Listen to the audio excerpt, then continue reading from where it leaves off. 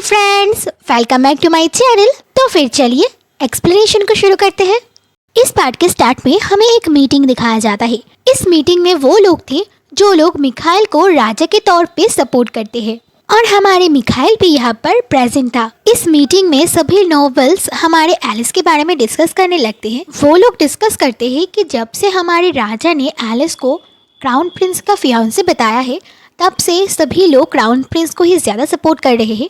और जब से हमारी एलिस डचेस हार्बर्ट को बचाया, उस दिन के बाद से तो और भी ज़्यादा लोग क्राउन प्रिंस लिंडन को सपोर्ट कर रहे हैं। जहाँ पर पहले हमारे मिखाइल को ज़्यादा लोग सपोर्ट करते थे और चाहते थे कि मिखाइल ही राजा बने, लेकिन अब लिंडन का सपोर्ट लेवल बहुत ही ज़्यादा बढ़ गया है, और वो भी एलिस की मदद से। और एलिस एक ऐसी पर्सन बन गई है जिसको एम्पायर के सभी लोग देखना चाहते हैं। अगर ऐसा ही चलता रहा तो मिखाइल राजा नहीं बन पाएगा, उसकी जगह लिंडन राजा बन जाएगा। और अगर ऐसा हुआ तो लिंडन हमें नहीं छोड़ेगा। इससे पास में खड़े हुए एक लड़का बताता है कि हाँ, उस दिन उसके मॉम के साथ जो हुआ था, उसके बाद तो वो हम लोगों को ज़रूर नहीं छोड़ेगा। इसके बाद हमें एक पास्ट का सीन दिखाया जाता है जहाँ पर हमारे छोटे लिंडन बहुत ही ज़्यादा रो रहा था अपने मम्मी को पकड़ के। ये लोग इसी दिन की बात कर रहे थे। अब तक प्रिंस मिखाइल चुप था। फिर वो बताने लगता है कि एक बात तो मुझे पता है, और कोई मरे या ना मरे, 3 लोग ज़रूर मरेंगे, मेरे अंकल, मेरी माँ और मैं। इसके बाद सीन बदलता है और हमें एलिस और जूलियन को दिखाया जाता है। वो दोनों गार्डन पे बैठ के बहुत ही अच्छे से चाय का मज़ा ले रहा था। एलिस को तो यहाँ पर ये स्वीट्स बहुत ही ज़्यादा पसंद आते हैं, तो हमारी जूलियन कहती है कि मुझे अच्छा लगा सुन के कि तुम्हें भी ये सब स्वीट पसंद आया। इसके बाद हमारी एलिस जूलियन से कहने लगती है कि तुमने मुझे पहले बताया था ना कि तुम्हारे पास कुछ भी नहीं है। तो जूलियन कहती है कि हाँ, बताया था। इससे हमारी एलिस कहती है कि तुम्हें पता है, मुझे भी ये फीलिंग बहुत ही अच्छे से समझ में आती है। ये सुन के जूलियन थोड़ा सा चौंक जाती है। तो हमारी एलिस उसे बताने लगती है कि हाँ, अगर मेरे पास कुछ था तो वो था अकेलापन। जूलियन को ये सब कहते हुए हमारी एलिस अपनी प्रीवियस लाइफ के बारे में सोच रही थी, और क्योंकि वो यहाँ पर एक ऑर्फन थी, इसलिए उसके पास कोई भी नहीं था। और उस वक्त मैंने डिसाइड किया था कि मैं जो कुछ कर पा रही हूँ, मैं सब कुछ करूँगी, मैं लोगों को बचाऊँगी। ये सब सोचते हुए हमारी एलिस बहुत ही दुखी फील कर रही थी। एलिस को इस तरह देख के हमारी जूलियन एलिस से माफ़ी मांगती है, और वो कहती है कि देखो,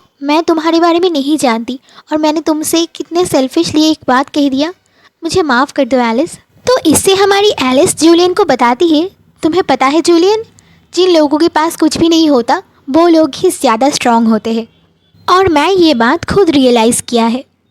ये सब सुन के हमारी जूलियन अंदर ही अंदर बहुत ही ज़्यादा खुश होती है। इसके बाद वो एलिस से थोड़ा सा मजाक करके कहने लगती है कि देखो एलिस, तुम मुझे कंफर्ट कर रही हो, अच्छी बात है, लेकिन तुम मुझे इस बात में कंफर्ट कर रही हो कि मेरे पास कुछ भी नहीं है। जूलियन से ये सुन के हमारी एलिस बेचारी तो घबरा जाती है और कहती है कि प्लीज़ जूलियन, तुम बुरा मत मानो, मेरा मतलब ये नहीं था। हमारी एलिस इतनी ज़्यादा घबरा जाती है कि वो अपने कपड़ों पर चाय गिरा देती है, और फिर वो जूलियन से दोबारा माफ़ी मांगने लगती है और उससे कहती है कि मैं इस कपड़े को ठीक से धो के तुम्हें लौटाऊंगी।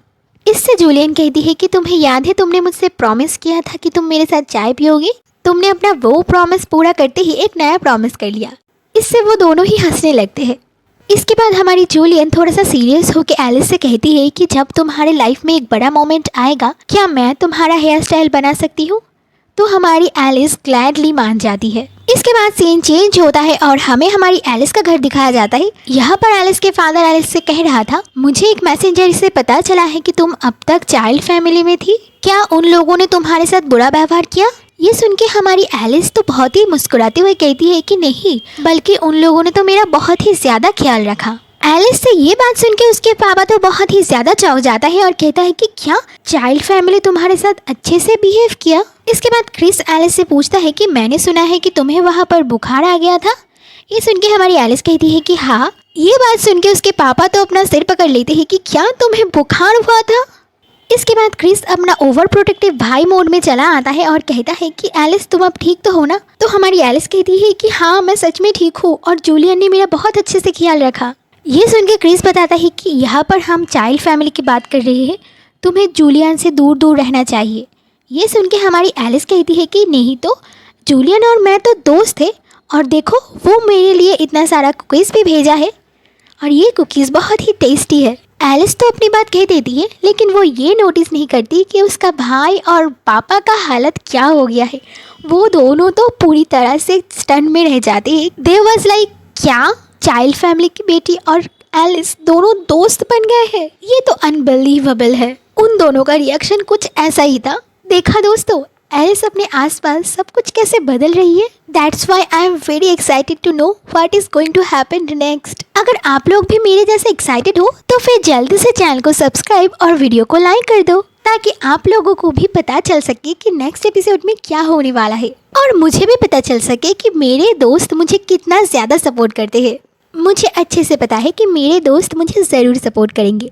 तो आज के लिए इतना है दोस्तों, मिलते हैं नेक्स्ट पार्ट में। तब तक के लिए stay safe and stay connected. Bye bye friends.